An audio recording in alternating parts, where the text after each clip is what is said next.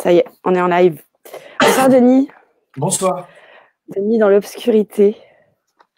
Ouais, c'est vrai, il y a un côté un peu, Hein, tu vois, avec côté, l'ombre derrière moi, en fait, c'est une statue qu'il y a, et je me rends compte que on a l'impression que, tu sais, il y a une ambiance un peu à la voilà, X-Files, la un petit vérité est peu. ailleurs. Bah, c'est exactement ce dont on va parler. On va parler de vérité, on va parler d'un virus, mais un autre, pour changer. Larry et moi sort une enquête, un bouquin de toi qui se lit comme un roman policier quasiment, aux éditions Massot. Et je voulais te poser des questions par rapport à Larry et moi. C'est ta première enquête vraiment depuis Clearstream, aussi creusée et qui met en lumière énormément de choses. Alors, c'est né d'une préface, ce livre, au départ, de la journaliste financière Eke Buchter. La préface, on la retrouve à la fin du livre, d'ailleurs, Artblock. C'est important de lire la fin du livre et les annexes qui sont très, très intéressantes. Et page 62, on peut lire tu écris « Mes maîtres du monde ».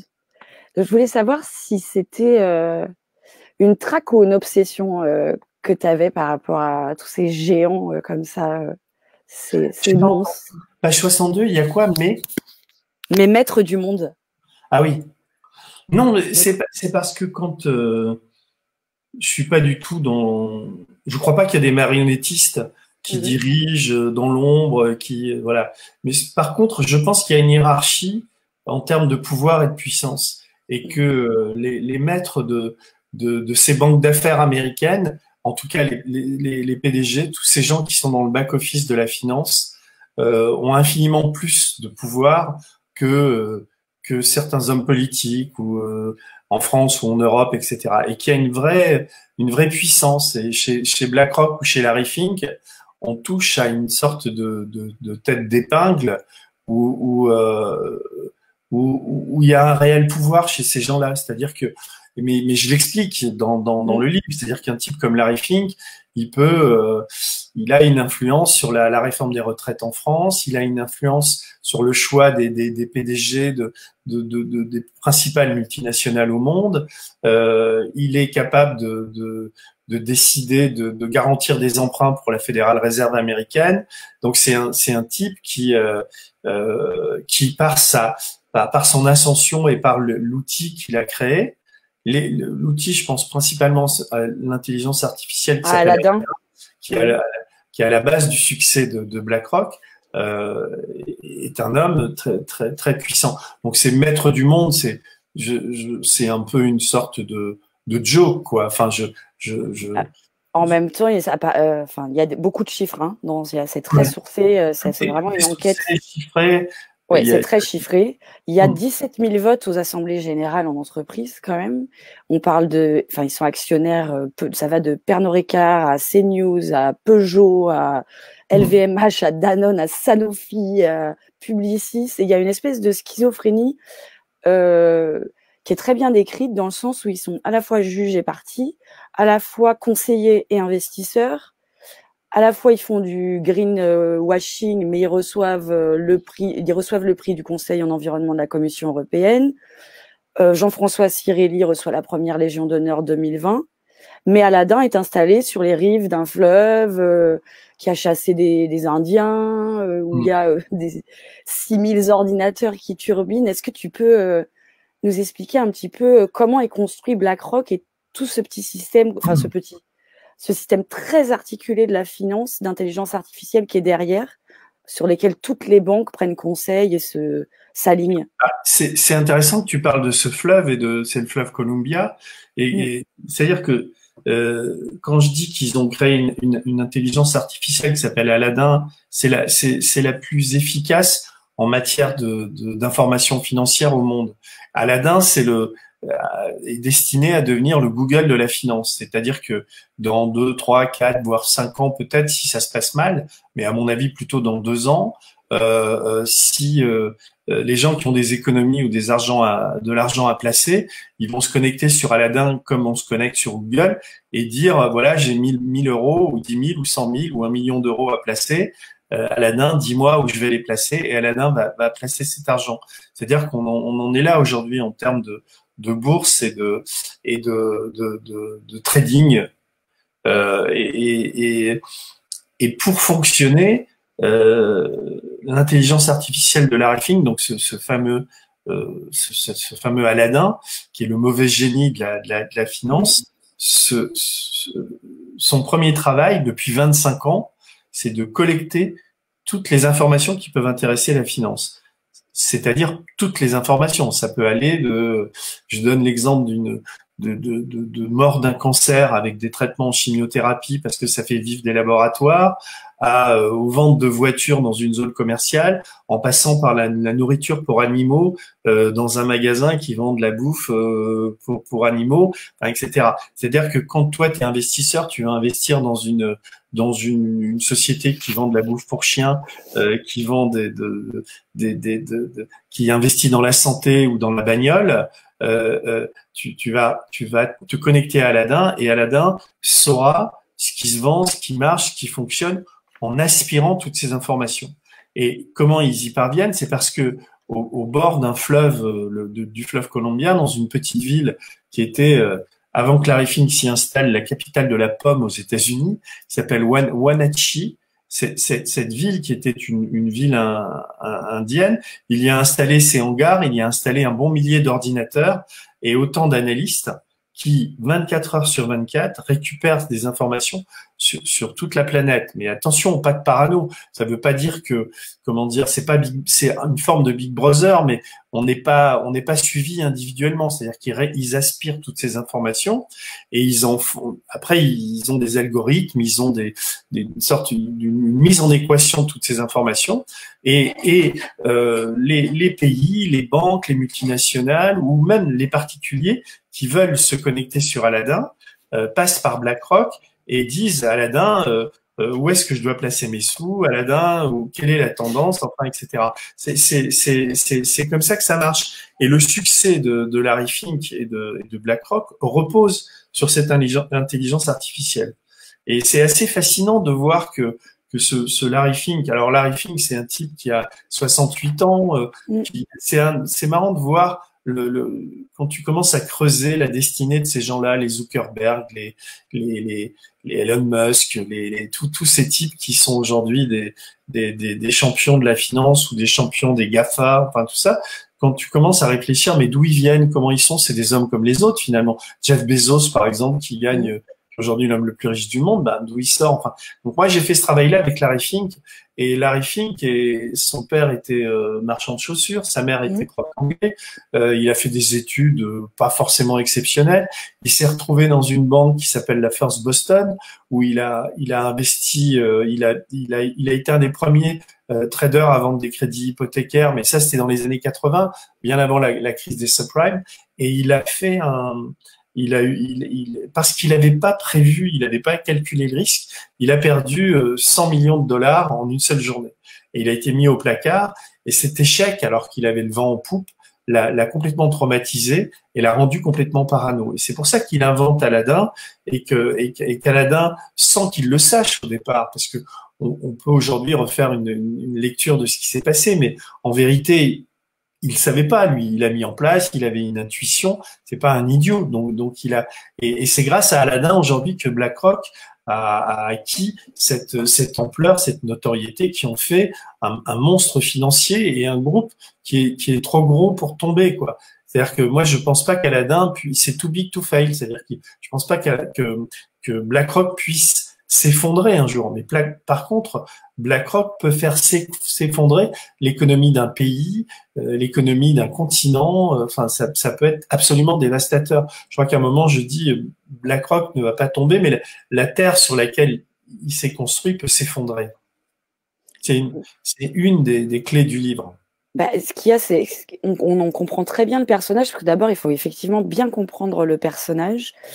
Et t'écris, les livres naissent parfois d'une colère, d'une incompréhension et d'un danger que l'on voit poindre à l'horizon. Donc Lawrence Douglas Fink, alors malgré lui, parce que, comme tu viens de le citer, quelqu'un de plutôt ordinaire au départ, en quoi est-ce qu'il peut représenter un danger? Et à l'échelle française, parce que tu as évoqué l'histoire des retraites, là, la petite... quel est son pouvoir et le pouvoir grandissant et en cas de bug, même, admettons, si Aladdin, il y a un bug, à quel point ça peut retentir ou ricocher? Non, le problème, c'est effectivement, Aladdin peut bugger, mais c'est pas tellement le problème. Tu le poses assez bien, c'est-à-dire que c'est effectivement le fait qu'un homme soit si puissant. C'est-à-dire que Larry Fink, c'est sans doute aujourd'hui, quand je dis l'homme le plus puissant du monde, je veux dire c'est l'homme qui exerce le plus d'influence sur les politiques de différents pays, et en particulier sur la France. Une des révélations du livre, parce que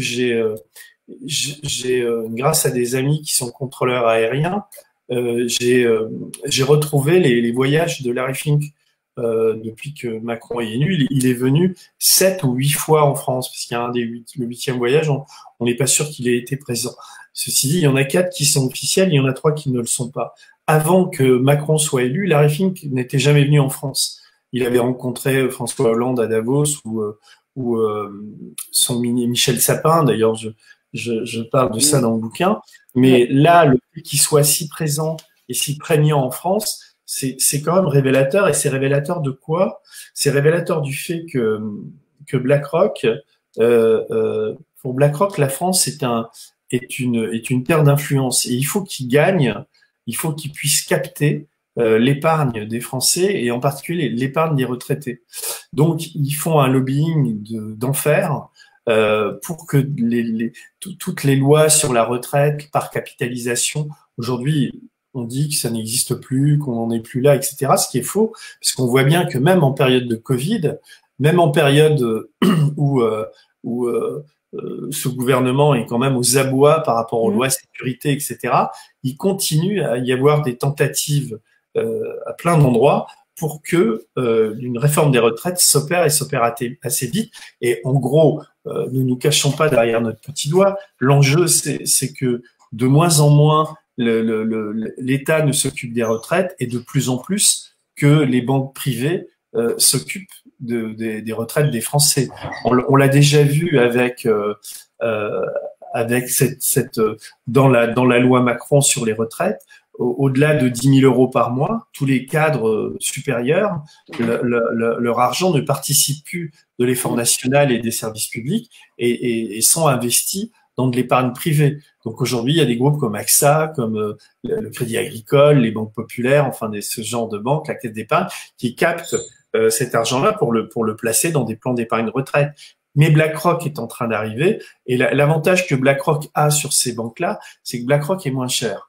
C'est-à-dire que toi, grâce à Aladdin, si toi t'as une petite retraite où tu veux où l'argent te rapporte rien, tu dis à BlackRock, ben placez-moi mes fonds en ce que eux appellent ETF. Ce sont des indices boursiers qui sont négociés globalement, et ces indices, par exemple, toi tu dis, ben je veux investir dans le CAC 40, et donc je vais vous donner 1 000 euros par mois.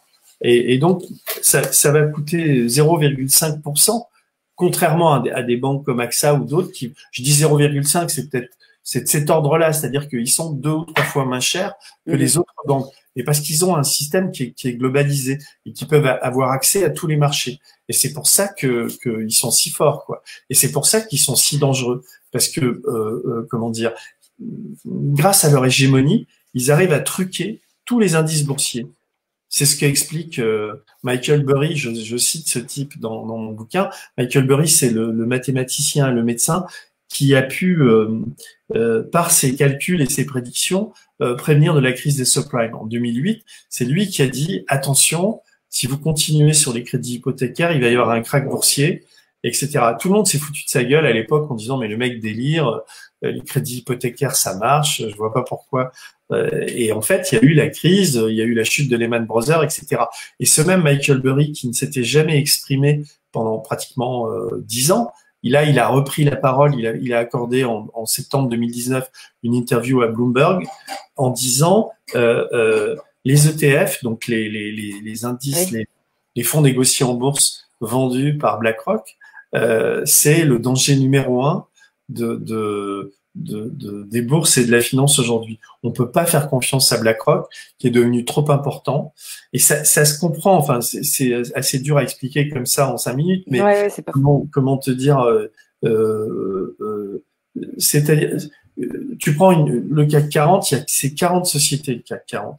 T'en as des grandes comme Total, t'en as des petites comme, je sais pas, je les ai pas en tête, mais le CAC 40, c'est 40 sociétés. Ce qui calcule les indices boursiers aux États-Unis, c'est Standard Poor's. Standard Poor's, c'est 500 sociétés. Donc, tu as même des sociétés françaises qui sont cotées en bourse américaine, mais qui sont toutes petites par rapport à des très grandes comme Apple, etc. Et quand des gens investissent sur ces grosses sociétés, l'argent qu'ils donnent, elle est distribuée dans les 40 ou dans les 400. Et donc, à un moment donné, si les clients veulent vendre en même temps, il y a plein de, tous ces, comment dire, tous ces investissements sont toxiques. Puisque si tu retires l'argent au même moment, des sociétés comme Apple, elles peuvent résister, mais des sociétés plus petites, elles peuvent pas résister, donc elles s'effondrent. Et c'est des effets dominos, c'est des chaînes qui vont, comment dire, qui vont faire exploser l'économie des différents pays. Et Michael Burry a une image qui est une métaphore que je trouve qui est assez juste. Lui, il compare ces sociétés, ces bourses sous l'influence de BlackRock à une salle de cinéma. Et il dit, c'est comme si il y avait dans un immense cinéma, on va dire 1000 personnes qui sont enfermées dans un cinéma avec une toute petite issue de secours. Et si tu dis, tu donnes l'ordre de sortir à tous en même temps, donc de vendre leurs actions en même temps, la porte est toute petite, donc il va y avoir des nuées de personnes qui vont essayer de sortir, il va y avoir des phénomènes d'écrasement, des gens qui vont se faire piétiner, etc. Et il y aura des morts, quoi. Et donc c'est un peu cette image-là. Ça veut dire qu'il y a des sociétés qui vont s'effondrer, ça veut dire que voilà, et que BlackRock, c'est pas BlackRock qui va morfler, parce que BlackRock, il joue avec l'argent des gens. Il joue pas avec Larry Fink, c'est pas son propre argent qui joue. C'est tous les petits épargnants, les retraités d'abord américains et qui investissent là-dedans. Et derrière eux, c'est toutes ces boîtes qui elles vont couler les unes après les autres. Et puis on lit bien, on comprend bien dans le livre à quel point Larry Fink est terrorisé par le risque et que la claque qu'il a prise de perdre de l'argent dans sa première expérience. Ça, on a bien compris que pour lui, c'était improbable. Il a absolument tout bien verrouillé autour. Ouais. C'est assez incroyable. En revanche, tu as parlé d'une chose. Alors, pour tous les néophytes, pour qui ce langage financier et boursier peut paraître éloigné, compliqué, flou, tu donnes énormément d'informations assez claires, assez simples. Et je voulais que tu reviennes sur le leptocurtique. Non, mais ça, c'est un mot. Parce que justement, c'est un mot qui a été inventé par les traders pour faire une galipette. Et en fait, tu dis, c'est là que commence. Ils inventent des sigles et des explications qui semblent complètement incompréhensibles. C'est ça. Pour justement te renvoyer une image d'ignare et d'ignorant, etc. Alors que eux-mêmes, si tu veux, ils ont inventé un langage, un discours où ils se parlent entre eux et ils essaient de justifier ou d'expliquer leur situation par des termes aussi barbares que celui-là. D'ailleurs, je ne saurais même pas le redire. Je l'ai retrouvé en faisant l'enquête, quoi. Mais les pages 29. C'est très bien expliqué, mais ça c'est vraiment pour ce livre qui se lit vraiment comme un roman, qui est pas du tout, qui donne pas la migraine, nous permet de nous affranchir de cette peur, de ce langage financier, de ce jargon qui est effrayant, alors qu'en fait la situation est plutôt claire au final. Et en plus tu fais un cadeau, en dernière partie de livre, précisément, très précisément, 246. Tu crées un modèle de lettres. Donc ça, c'est cadeau. Tout le monde peut l'utiliser et à envoyer à son conseiller financier, son conseiller bancaire, son agence, ses assureurs. On a le droit de savoir. C'est un petit modèle de lettres qui fait que on l'envoie partout. Et si on veut s'affranchir de tous les produits financiers de BlackRock, c'est possible. Et ça, c'est cadeau. Donc ça, c'est quand même très. C'est bien aussi de mettre en face des solutions quand même, parce que. à la fin, je me suis dit comment résister à BlackRock. C'est un peu la théorie du colibri, quoi. C'est-à-dire, chacun amène sa petite goutte et sa petite pierre à l'édifice. Et l'idée, c'est de demander à nos banquiers qu'on a tous de ne pas accepter que notre argent puisse servir à un quelconque niveau à BlackRock. Et c'est le seul moyen de réduire leur influence et leur importance. Comment est-ce que tu as trouvé ma démarche? Pardon, je suis pas un journaliste financier, moi. Donc j'ai une approche assez naïve de ces univers. Et c'est parce que je pose des questions, j'interroge, et j'ai pas peur d'être ridicule en me disant voilà, je comprends pas, redites-moi. C'est pas simple à comprendre les mécanismes boursiers. Et ce dont c'est d'ailleurs un des paradoxes, c'est-à-dire que normalement, je cite d'ailleurs un procureur de New York qui c'est un des seuls qui va faire un procès à BlackRock et qui dit en substance, vous êtes les plus gros pervers de l'univers parce que vous avez perverti un système qui était sain au départ. C'est-à-dire qu'au départ, les Américains, moi, mon propos n'est pas idéologique, c'est-à-dire je suis pas anticapitaliste, personnellement d'ailleurs. Le capitalisme, ça, il faut le définir, mais le capitalisme merde parce qu'il redistribue mal les richesses. Mais en tant que système économique, on peut dire bon bah voilà, le capital, ça peut faire qui vit du travail des hommes.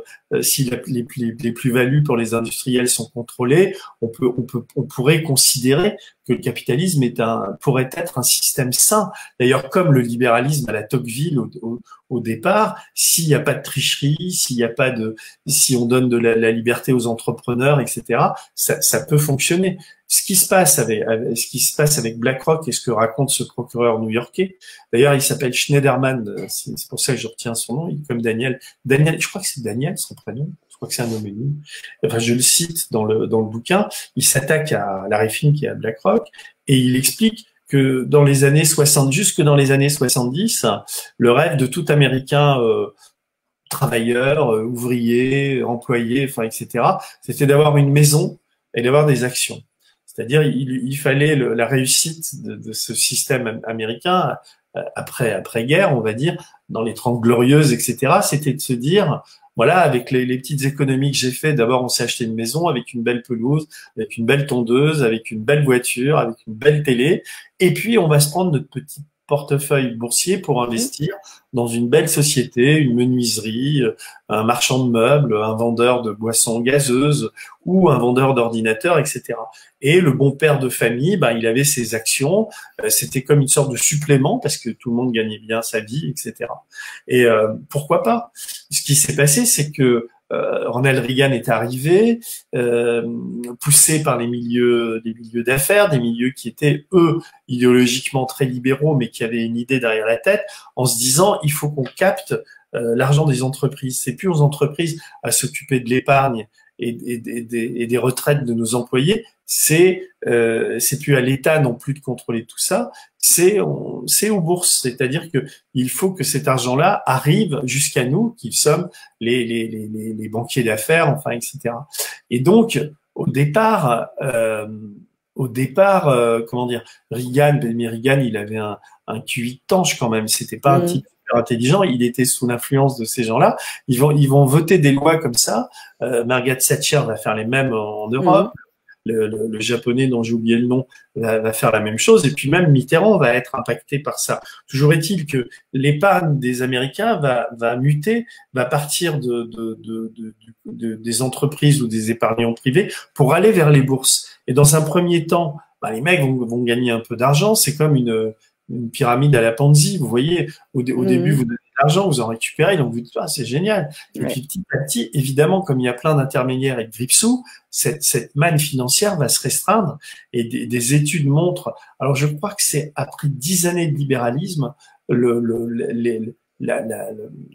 comment dire, l'épargne des Américains va être réduite de 30%. C'est-à-dire que les Américains vont être 30% plus pauvres qu'ils ne l'étaient avant avec ce système de libéralisation. Mais évidemment, les banques d'affaires américaines, les Vanguard, les State Street, enfin toutes ces banques-là, dont BlackRock aujourd'hui, qui est pas vraiment une banque, mais qui est toutes ces sociétés de capital investissement, vont sortir du marché américain pour aller en Asie et surtout en Europe. Et donc voilà, et le travail qu'ils ont fait aux États-Unis, ils sont en train de le faire en Europe.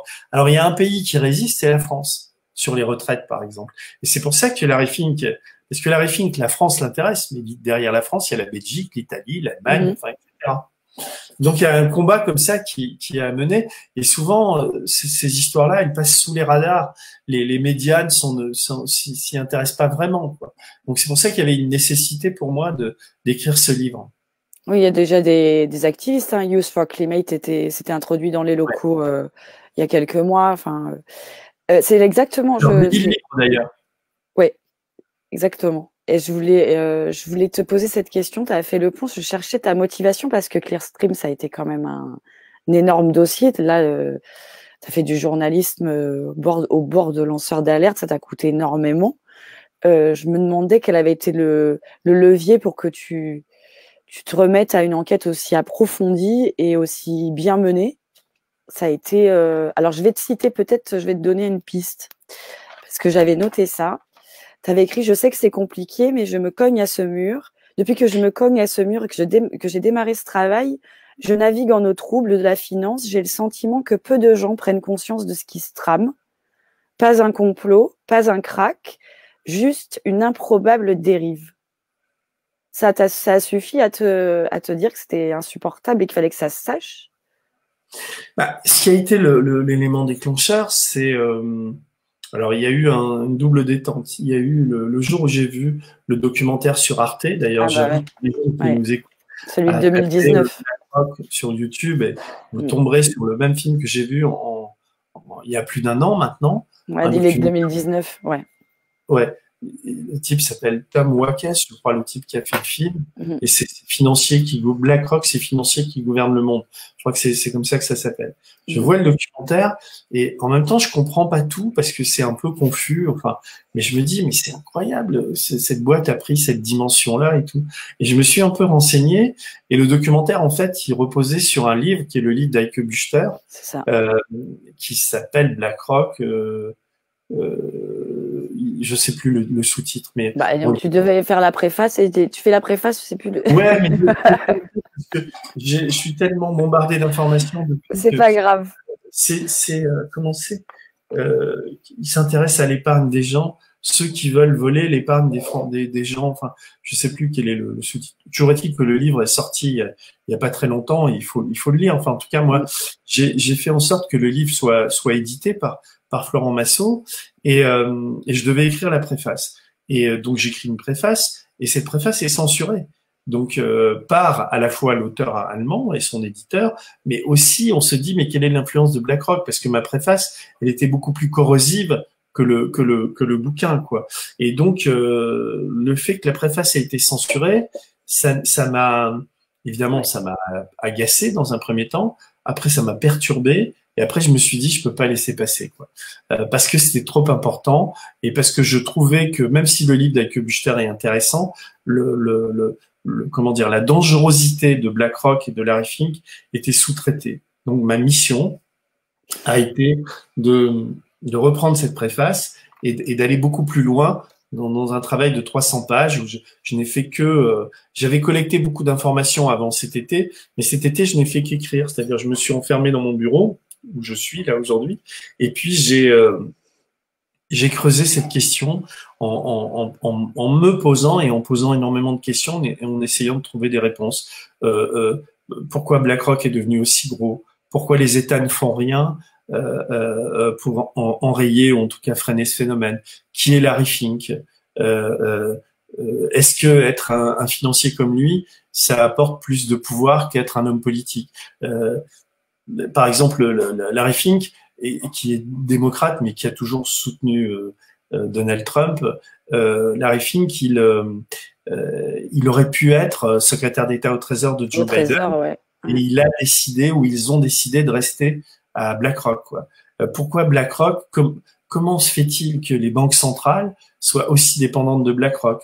Pourquoi BlackRock a sauvé, et comment BlackRock a sauvé l'économie américaine en pleine crise des subprimes? enfin, etc., etc. Il y avait plein de questions que je me posais et le livre tente d'y répondre. Et je me dis, c'est pour ça que je suis très content de l'avoir fait, parce que je me dis, c'est mon rôle d'écrire ce genre de bouquin. J'étais très frustré en étant aux médias de ne pas pouvoir faire ce travail-là, et donc en fait, cet été, je n'ai fait que ça, quoi. D'ailleurs, c'est très bien illustré par parce que tu as peint aussi. Ouais. Tu en parles, hein, que souvent tu dis que le livre peut sauver, mais peut-être que la peinture aussi. Les illustrations des schémas et des mécanismes et des liens que tu as fait, mais carrément à la craie sur le fond de tableau noir, c'est quasi artistique. On les retrouve dans le livre. Moi, j'ai une question un peu plus qui sort du contexte. Est-ce que ça coûte vraiment 1 million d'euros de faire chanter Rod Stewart à son anniversaire? Ouais. Ouais, c'est un des, comment il s'appelle, Peterson, et c'est les 2 milliardaires qui ont été à l'origine de la fortune. Enfin, c'est-à-dire que Larry Fink, quand il sort de la Force Boston et qu'il crée il crée un fonds qu'il appelle Blackstone, et il va avoir, je sais plus combien, je crois qu'il lui file 20 millions de dollars ou un truc comme ça. Et lui, il crée son fonds d'investissement. Et un des 2 milliardaires a invité ce chanteur à son anniversaire et il a payé ce prix-là, quoi. Bon.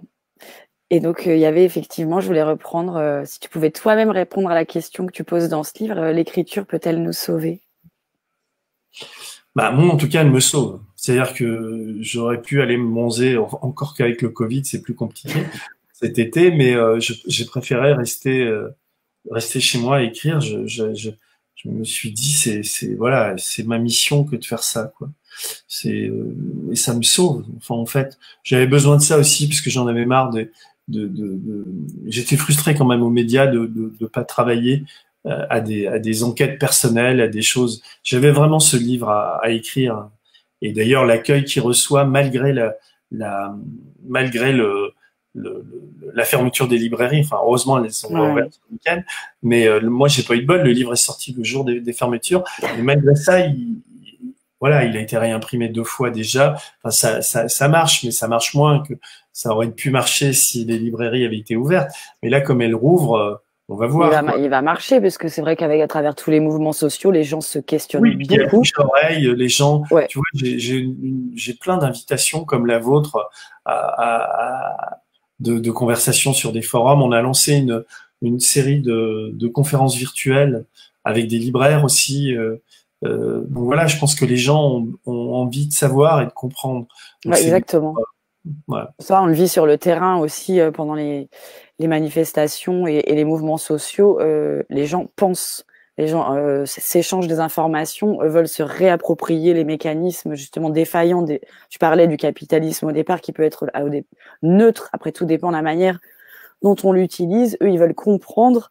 Donc, ce livre est un outil indispensable pour comprendre le mécanisme de BlackRock, et puis indispensable surtout de comprendre qui sont les patrons, comment ils fonctionnent, parce que Larry Fink quand même collectionne les girouettes. Ouais. Donc ça en dit long. C'est très spécifique. Et pour rapport à l'écriture, Marguerite Duras disait elle que un jour un homme lira et ce sera déjà un héros. Donc il faut des lecteurs. Si l'écriture sauve, il faut que les gens lisent. Et j'ai une petite question un peu plus personnelle. Est-ce que c'est vrai ou est-ce que c'est une promesse en l'air que ton prochain livre, ce sera un livre d'amour? Mais j'ai écrit des romans d'amour, mais romans d'amour, c'est-à-dire des histoires entre des hommes et des femmes. Mais avant de travailler aux médias, j'étais sur un roman, j'ai écrit 200 pages et je me suis arrêté. Donc là, quand tu écris un roman et quand tu écris une fiction, je sais, parce que j'en ai quand même écrit une dizaine, tu vis en permanence avec tes personnages. Mm-hmm. Tu peux difficilement écrire un roman et lancer une télévision sur Internet, s'occuper d'enquêtes et de choses comme ça. C'est un travail que j'adore d'ailleurs. C'est un travail à temps. C'est même pas que j'adore, c'est pourquoi j'ai pas écrit ce roman, parce qu'à un moment, tu es tellement habité par une histoire qu'elle te lâche plus. Donc, bien sûr. Tu peux rien faire d'autre que l'écrire. On est hôtesse ou hôte de ses pensées. Et pour l'instant, enfin, en ce moment en tout cas, j'ai plutôt envie d'abord j'avais envie d'écrire celui-là, mais qui est pas un livre très classique puisqu'il est écrit à la première personne. C'est un peu un roman, pas un roman, mais c'est un livre, c'est un peu du gonzo journalisme où je me mets en scène avec le personnage. J'ai Mhm. toujours ce souci du lecteur, c'est-à-dire que moi, que j'écrive un essai ou un roman, à partir du moment où je m'ennuie à l'écrire, ou c'est fastidieux pour moi, je me dis que le lecteur va s'emmerder. Donc j'essaie toujours de trouver des enchaînements, j'ai une sorte d'art de la chute, quoi. J'essaie chaque chapitre de le clore, enfin, j'essaie voilà, je réfléchis beaucoup à la forme et à Oui, l'écriture. d'ailleurs, souvent, il y a, vous êtes toujours là, tant mieux, Ouais, il y a des je fois, vous ai pas perdu, tout va bien. surtout quand c'est Bah, compliqué. ouais, c'est Et ça. vers la fin du livre, c'est un peu compliqué. Toutes ces réflexions sur les banques centrales, sur le fonctionnement de la dette, sur le rôle de BlackRock, etc. Même moi, j'avais la cafetière qui chauffait, quoi. Je me dis, Mais il y a de quoi, il y a de quoi. C'est des mécanismes très sophistiqués quand même. Puis un jargon, ils ont un voilà, lexique. j'essaie d'être simple, mais je sais que j'ai rendez-vous avec un roman d'amour, comme tu dis, ou en tout cas, enfin, un roman d'amour, c'est pas une bluette à l'eau de rose, mais j'ai rendez-vous avec mon dernier roman s'appelait les rapports humains, et c'est l'histoire d'un type qui se fait plaquer par sa femme ou qui plaque sa femme et qui se retrouve seul pendant plusieurs jours avec son fils et et qui réfléchit à sa vie. En fait, c'est ça les rapports humains. Et alors, on est dans sa tête en permanence, quoi. Et j'ai mis une année à l'écrire. Mais bon, c'est pas un roman d'amour, mais en quelque sorte, c'en est un puisque c'est plus un roman de désamour, on va dire. Et le type tourne en rond, quoi. Et alors raconter comme ça donne pas envie de le lire, mais en même temps, j'ai pris vachement de plaisir à le lire et le bouquin, voilà, pour moi c'est mon meilleur livre, euh, les rapports humains. Mais Très enfin bien, bon, bah c'est noté. On vous mettra les liens. D'ailleurs, on va vous mettre tous les liens où vous procurez évidemment Larry et moi, les autres.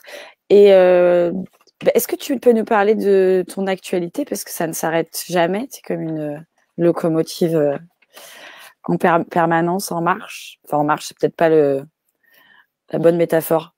Euh, Est-ce que tu peux nous parler de Blast? oui, bien sûr. Je recrée en fait. Donc j'ai écrit mon livre cet été. Je m'apprêtais à reprendre mon boulot aux médias, et là ça s'est mal passé parce que voilà, il y a eu un conflit entre les quelques types qui dirigeaient ce média où j'ai tout donné pendant un an et demi et moi, et donc on s'est séparés. Et donc je recrée un nouveau média qui va s'appeler Blast, avec en baseline le souffle de l'info. Donc je reprends, on va dire, les travaux dans l'état où je les ai Mhm. laissés aux médias, où vraiment ça cartonnait, c'est-à-dire au niveau des Vraiment, enquêtes, ouais. des éditos. Mm. On faisait des audiences de malades, Ouais. il y a 7500 adhérents, 750 000 adhérents entre Facebook et YouTube. Donc tout marchait plutôt bien. Et moi, je prenais beaucoup de plaisir à faire ça, quoi. Et mais quand même, j'ai avalé quelques couleuvres et c'était un peu compliqué avec les deux trois personnes là avec qui je m'entendais pas. Donc voilà, je suis parti, j'ai décidé d'ailleurs, on est en justice eux contre moi parce qu'ils sont très mal comportés. Et j'ai décidé de recréer un média et un nouveau site qui va s'appeler Blast. Ça va être une coopérative, donc sans but lucratif, euh, avec une équipe rédactionnelle assez forte. On sera une vingtaine, et puis des mécènes, et puis des partenaires, et puis aussi des sociétaires, et puis évidemment des salariés. Tout ça forme un collège, et, euh, et donc on va lancer une grande souscription. Là, on peut déjà devenir sociétaire Mhm. de Blast. À partir de cette semaine, on est en train de déposer les statuts là. Et puis, début d'année prochaine, on va lancer une grande souscription. Et je pense que les premières émissions, on va les faire assez vite. D'ailleurs, je vais en faire quelques-unes en décembre. Et puis, on va monter en pression pour pour être vraiment opérationnel. On va voir, ça va dépendre de l'argent qui va rentrer. Bien sûr. Bah, c'est toujours pas mal. Je suis en train de le construire. Donc c'est ce qui me motive et ce qui m'excite le plus en ce moment.